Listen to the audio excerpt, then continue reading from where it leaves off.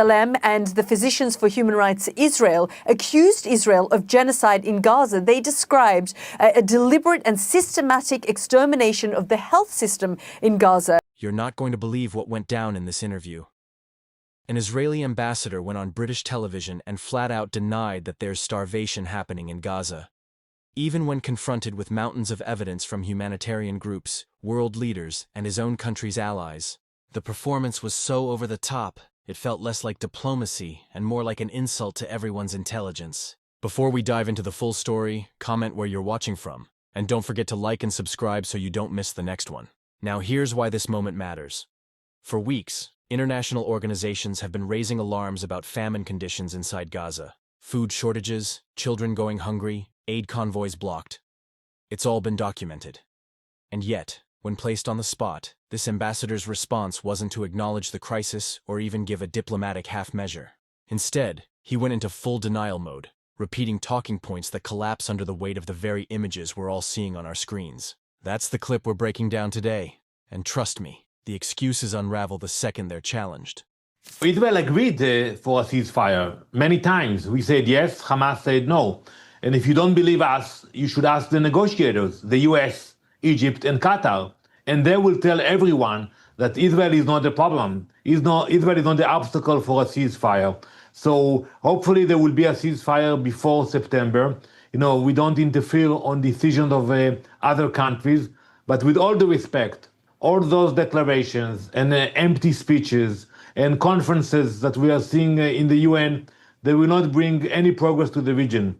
We have to move forward. We have to bring back the hostages and get rid of Hamas. That is the only hope, not only for us, but also for the Palestinians. Whether this is symbolic or not, a symbolic gesture, Ambassador Danon, we are now talking about Israel's closest allies, countries like France, now Britain, countries that you want to court like Saudi Arabia, also at this conference. That means that Israel has, for the last 22 months, because of its actions in Gaza, has in some ways had some of its closest allies turn to Israel and say, what you are doing is wrong. We are on the same side. I would expect the UK and France to support our fight against Hamas and to put pressure on Hamas to accept the ceasefire.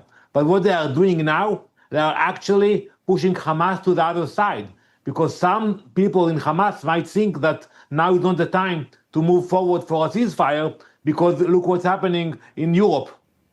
Well, many would say, look what's happening in Gaza, including many Israeli officials and prominent Israeli voices. And I'm just going to quote those to you. Ehud Olmert, Israel's former prime minister, just yesterday said, I've said it before and I haven't changed my mind, that there are things which are intolerable and unforgivable, which we are responsible for what happens in Gaza. Last month, he said, Israel is committing war crimes in Gaza, and that never since its establishment has the state of Israel waged such a war. Yesterday, two leading Israeli human rights groups, B'Tselem and the Physicians for Human Rights Israel, accused Israel of genocide in Gaza. They described a deliberate and systematic extermination of the health system in Gaza. Israeli-born genocide scholar Omer Bartov said today the IDF is primarily engaged in an operation of demolition and ethnic cleansing. These are not your allies. These are not other states. These are not people trying to,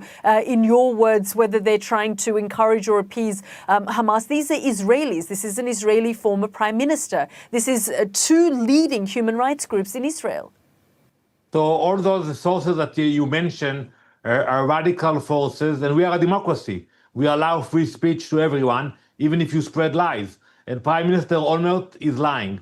He doesn't have a clue of what's happening today. And those organizations you mentioned, for years, they act against Israel, no matter what's happening on the ground. And we know that there is no genocide in Gaza. There are no war crimes. On the contrary, for us, the suffering in Gaza, it's a tragedy. For Hamas, it's a strategy. Well, the images speak for themselves, Ambassador Danon, and it's something that President Donald Trump has also spoken to. He has said, you cannot fake the images that we're seeing. He says and has acknowledged that what he is seeing is starvation in Gaza. And I'm also going to quote Anthony Aguilar, a retired U.S. Special Forces officer who worked for the Gaza Humanitarian Foundation, a body that Israel put in place because you said you couldn't trust the way in which aid was being distributed by the UN. He resigned because he said he witnessed war crimes and saw the IDF shooting at crowds of Palestinians. So first of all, we should agree that the Humanitarian Foundation is doing an important work. And you can see from the results that in the area that you have those centers, you don't have any reports for starvation claims or other reports. And I wish we had more centers. And I hope there will be more centers. Ambassador, it's being described by many as death traps. The surgeons that I've been speaking to say that those who return from that area have all sorts of gunshot wounds to their chest, to their testicles, children as young as 11, 12, and 13 years old. I mean, you can deny this, but this is someone who worked for the Gaza Humanitarian Foundation saying that he saw the IDF shoot at Palestinian civilians there. Over 1,000 people are believed to have died trying to get aid from those centers. You know, you cannot deny the fact that the foundation actually distributed millions of meals. I'm going to quote those... Allow me to move forward with all due respect. We want to ease the suffering in Gaza. You know, today, 300 trucks entered Gaza. As we speak, you know that's nearly not enough. You know that there are 6,000 trucks waiting at the border, and there are many saying that the food in those trucks have expired because you've just left them on the border. And when we talk about meals, Israel claims that somewhere upward of 87,000 meals have been distributed over 3 months. 90 million meals have been distributed over the course of the last 3 months. I'm just going to quote some of those numbers to you. On Monday, the 28th, which is just yesterday, 1.2 million meals were distributed in one day. There are 2 million people living in the enclave. So we're talking about half a meal to each person. And there is uncertainty about who these meals are being distributed to and whether the most needy are getting these meals, because there is no measure in place. There are no large organizations trying to distribute these meals. You're just relying on the Gaza Humanitarian Foundation, which is being Hilda, with all due respect, please allow me to answer your claims. You keep reading and misleading the audience. The facts are that as we speak, you have more than 600 trucks that crossed the border, waiting in Gaza for distribution. And the UN is not distributing the aid. And instead of blaming Israel for everything, I would advise the UN to stop distributing lies and start to distribute the aid. So are you saying that President Trump is lying when he says that the pictures speak for themselves, you can't fake this, there is starvation in Gaza? Well, I think there is no starvation in Gaza. If there were incidents, we regret them, and the blame is on Hamas. But when you look at the number of aid that entered Gaza in the last few months, you understand that there is no problem of aid. I've just quoted those numbers. It isn't even half a meal for a single person, and there is no clarity about whether that is going to the right people. No, you know what you quoted. Excuse me, I have to correct you. You quoted the number from the GHF, from the foundation. Correct. But when you add to that the trucks that entered Gaza, and the truck that entered Gaza during the ceasefire. No, and you know, sir, that the number of trucks entering Gaza is not sufficient, and they haven't. There's been a blockade. The hunger and starvation we have seen has also been. We're seeing for the first time the integrated food security phase classification. The IPC has said famine is underway in Gaza. That's based on a report that they have put out today, where they're saying famine is underway. So you can say that you don't believe that starvation is taking place in Gaza. The only starvation in Gaza... famine is now underway in Gaza. No, the only starvation in Gaza is the starvation campaign that Hamas is behind it and the UN is behind it. And I have to admit, it was a very successful campaign. You know, they tried a few months ago to run a campaign about the hospitals, which we proved that it was a lie.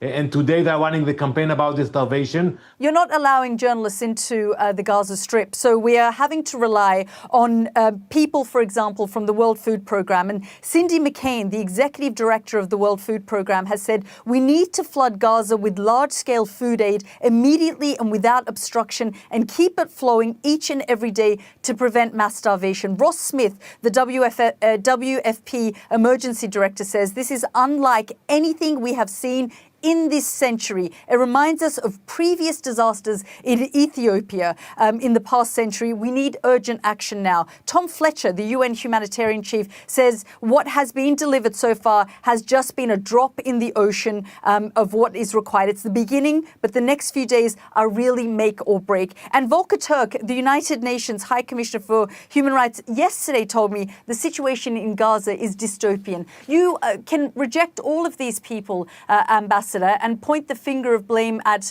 Hamas or the UN. But, President Trump is saying it. Cindy McCain... Yeah, so you will allow me to answer. You're reading all these quotes, and I don't want to tell you what I think about Mr. Tom Fletcher. We have already proved that he is a liar, and he blamed us for killing 14,000 babies. And a week later, in an interview, he said it was a mistake. So we're dealing with professional liars. But let me ask you one question, a very simple one. With all due respect to all the prestigious individuals you mentioned, why they are not collaborating with the GHF? If they say that there is a starvation and famine and a crisis in Gaza, why don't they collaborate with a fund that brings food into Gaza? They can improve the work of the foundation, they can work with them, but from the beginning, they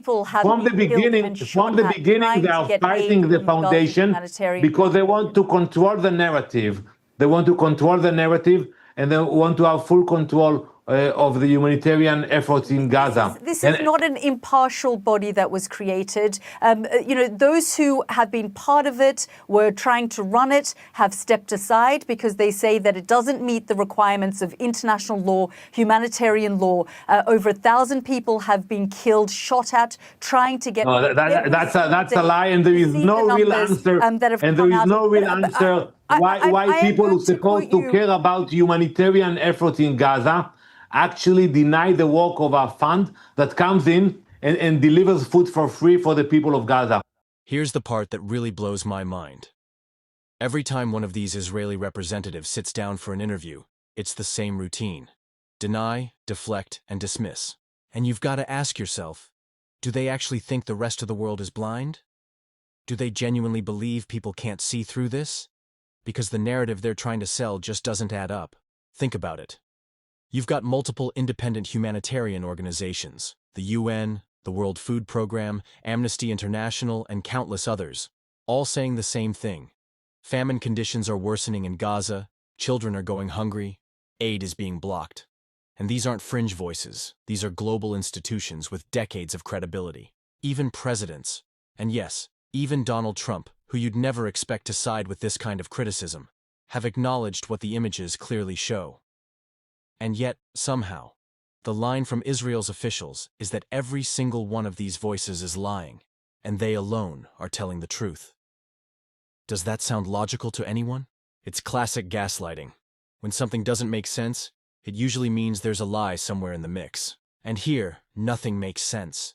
Because if the world is seeing the same disturbing footage, starving children, families scrambling for food, aid convoys being attacked, are we supposed to believe those images are fabricated? Are we supposed to swallow the idea that all of it is staged? That's the implication. And it's insulting. To make matters worse, journalists aren't even allowed into Gaza to report independently. So the same officials who cry fake news are also the ones making sure reporters can't verify the reality. Make it make sense. You can't call everyone else a liar while locking the doors to outside scrutiny. That's not transparency. That's manipulation. And the heartbreaking reality is this. The majority of those starving are children. 80%. Let that sink in.